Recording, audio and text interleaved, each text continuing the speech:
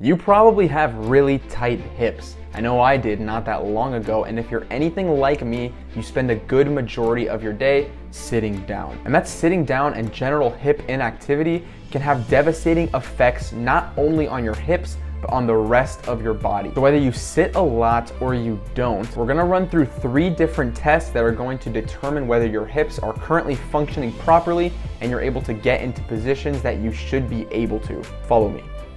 Here we come! So the first test is going to be the couch stretch position. So what you want to do here is sit with proper posture in your chair, have one knee at a right angle with the foot planted on the ground, and lift your other foot onto that planted knee. Now this is often a comfortable position to sit in, but what you're gonna do for the test is you're going to push that knee down until the tibia or the shin bone is parallel to the ground. Once you get it there, you wanna stay sitting upright. Don't lean backwards, as that will make it easier, and don't let the knee lift up, but keep it parallel to the ground. Now if you can hold this position for 60 seconds comfortably, you pass this test. If you feel that too much in your hip and you can't quite get there comfortably, then you failed. The next position is the W sit. Now this position has often been criticized, as kids will comfortably sit here and people were saying that it's dangerous for their development and health and joints and all of that. But the truth is, as an adult, you should still be able to get into this position,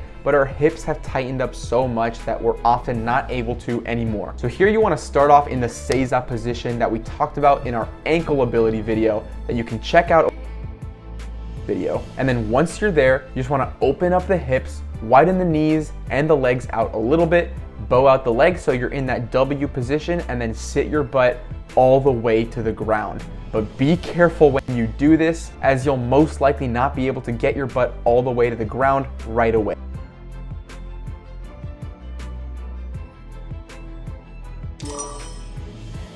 No worries, but you failed this test. And then we have the lotus position. So this position is gonna look very similar to sitting crisscross applesauce like we all used to do in the elementary school library. But if you're anything like I was not too long ago, you might not even be able to get into regular crisscross applesauce position. If you are, great, do that. And then once you're there, take one of your feet and put it on top of the other leg.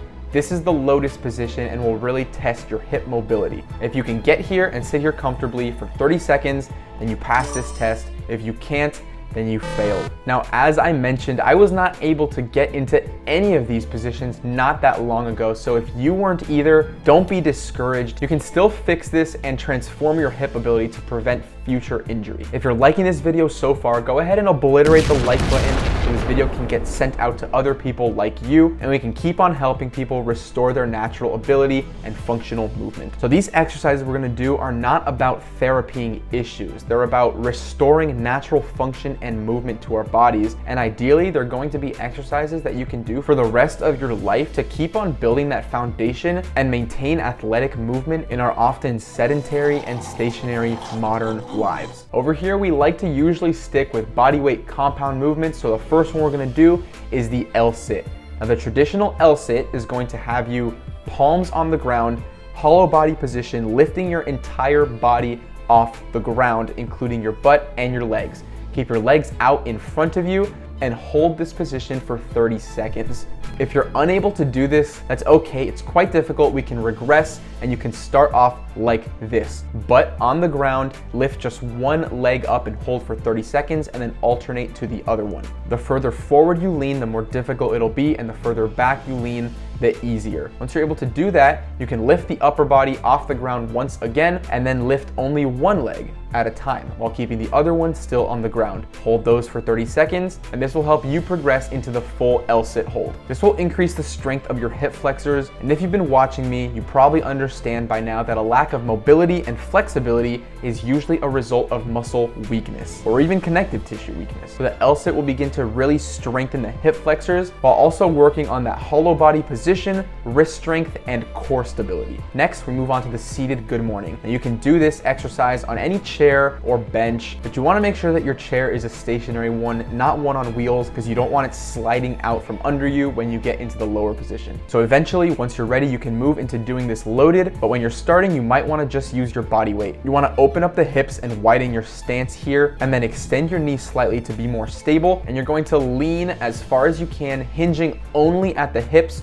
Do not bend the spine, and move as far down as possible slowly until you can't move down anymore because you're really feeling the stretch in the inner hamstring, and then move back up slowly. This will obviously lengthen the muscles in the inside and back of your legs while strengthening the lower back and upper glute muscles. Remember, we want to focus on exercises that are going to lengthen and strengthen at the same time. Next, we have the first test that we did, but we're actually gonna hold it as a stretch for multiple reps. We have the sitting chair stretch once again. So you're gonna get back into the position that we talked about, but this time, once you're there, instead of staying completely upright with your leg perfectly parallel to the ground, you can lift up that knee slightly and then lean forward to feel more of that stretch. You can hold that for 30-second reps, and like we mentioned before, it's great because you can do it while sitting down at your desk. And then we have the pigeon pose. So you've probably heard of this one before. So to do this, you're just gonna get down on the ground and get into a similar position as the sitting chair stretch, but instead of having that leg planted on the ground, you're gonna throw it all the way behind you, and then you're going to hinge only at the hips, not at the back,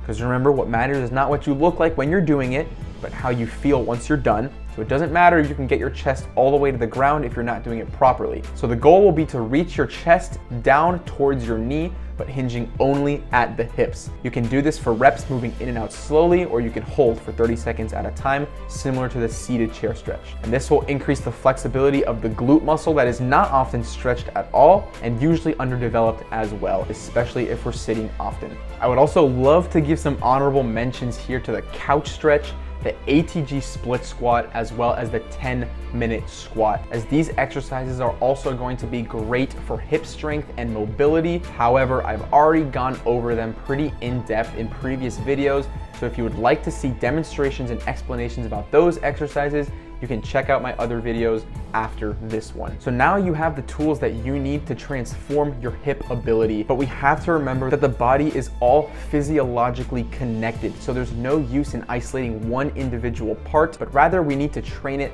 as a whole from the bottom up. So to do that, go ahead and check out my previous videos in this series, starting with this one right here. Learn how to bulletproof your ankles, strengthen your athletic foundation, and reduce injuries in the future. Again, if you found this helpful, don't forget to obliterate the like button, subscribe, and comment down below which of the hip ability tests you passed or even failed. I'll see you over there. Go be human.